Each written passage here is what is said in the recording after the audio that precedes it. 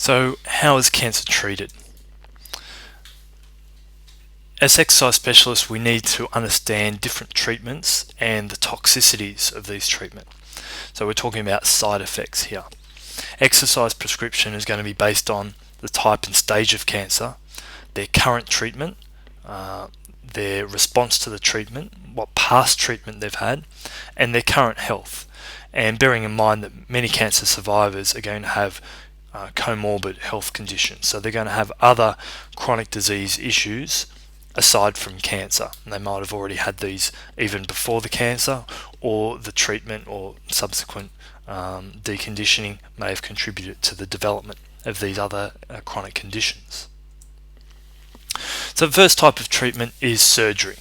And surgery might be used for prevention, and that is, it might be to remove a precancerous tissue, or if there's a very high predisposition to certain cancers. So if there's polyps on the bowel present, they'll remove those before they become colorectal cancer, or some people will have radical surgery to remove breast tissue if they find they're at high risk of breast cancer. Surgery might be used for diagnosis, so things like a biopsy might be taken for histological analysis, and of course for treatment, so removing the cancer, removing the bulk of the disease, removing metastatic disease, emergency situations where some functions of life are being threatened by the growth of the cancer, decreased symptoms, and then for reconstruction and rehabilitation. So if a large cancer has been removed from the head or neck, then surgery will be used for reconstruction. The side effects of surgery really depends on the surgery. There could be infection, loss of function, shortness of breath, pain, lymphedema, which is swelling in the limbs, decreased range of motion, nerve damage, generally decreased physical activity because people are resting after the surgery and they may not return to physical activity quickly, and fatigue is a large part of side effects for surgery. Next sort of treatment you come across with cancer is radiation therapy, and in this sort of treatment, high energy X-rays or electron beams and radioactive isotopes are used to destroy or damage the cancer cells. It can be used both pre-surgery to reduce the tumour size before surgery, and after surgery to try and clean up any cells that might have been missed. It can be used in combination with other treatments, particularly with chemotherapy, and about half of patients will receive some form of radiotherapy. The side effects of radiation therapy depend on their age. Older adults will cope with it less well. The dose, whether they have a very high dose, the higher the dose, the greater the side effects.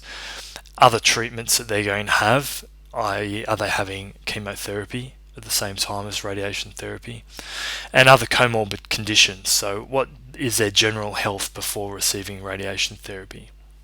So side effects can be site specific because the beam of radiation is generally focused on that one area, but the tissues around where the cancer are tend to get damaged. So for example, with prostate cancer, radiation therapy will be used to target the cells in the prostate, but it can cause urinary incontinence in the muscles around that area. Head and neck cancer, they might experience difficulty swallowing, decreased saliva production. And lung cancer, because they're having the radiation on their chest, might have side effects such as shortness of breath, a cough, or altered lung function. So the examples of side effects are tissue damage, and this could be damage to some important organs for exercise like the heart and lungs, skin irritations, even burns from the radiation, nausea, fatigue again is another big one, and in some instances there's an increased risk of a secondary cancer. Chemotherapy is another common treatment. So chemotherapy is essentially drug therapy. It can be used as a primary therapy or as an adjuvant therapy with other treatments such as radiation therapy and or surgery. In this case, anti-tumor drugs are introduced into the body to kill cancer cells while preserving as many normal cells as possible. It can be used pre-surgery, and this is called neoadjuvant chemotherapy, used to shrink the cells before surgery. Can be used post-surgery, again to clean up these hidden cells that can't be seen, to prevent regrowth. And it can also be used to reduce symptoms where the cancer isn't going to be cured, but it's used in a palliative sense to make the person feel more comfortable. Side effects are different for everyone. There's not one drug which is chemotherapy. There's a number of different drugs, and people will have them in combinations. And also, the host factors are going to be different. Age, gender, comorbid conditions are again going to change what side effects different people experience. The cells that are reproducing are most affected. So the immune system is affected, so reduced blood cell production may mean that the person becomes anemic or has risk of infection. They may bruise easily.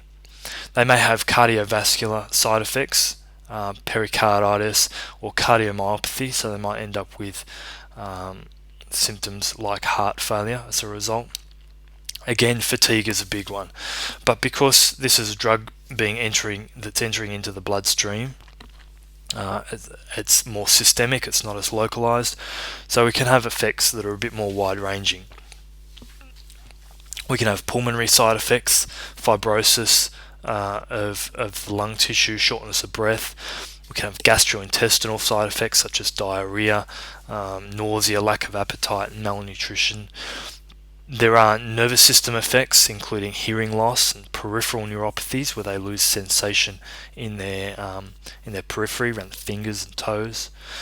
They might have musculoskeletal side effects, so reduced muscle force, damage to the myofilaments, swelling and inflammation. They might have effects on the liver, effects on other endocrine organs like the thyroid, hypothalamus. They might experience poorer memory or cognitive dysfunction. And then there's the dermatological, so hair loss, lesions, infections, and dermatitis. So there's a whole range of different side effects that people might experience. So there's acute side effects that happen during treatment, typically this hair loss, nausea, vomiting, and then there's late effects that can be picked up months or even years later. So this is damage to the tissues that isn't repaired and tends to get worse. And fatigue, again, can happen during treatment, but it also can show up months or years later.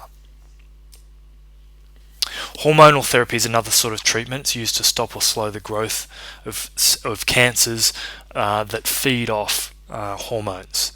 So in particular, we're talking about breast cancer, prostate cancer, and endometrial carcinomas.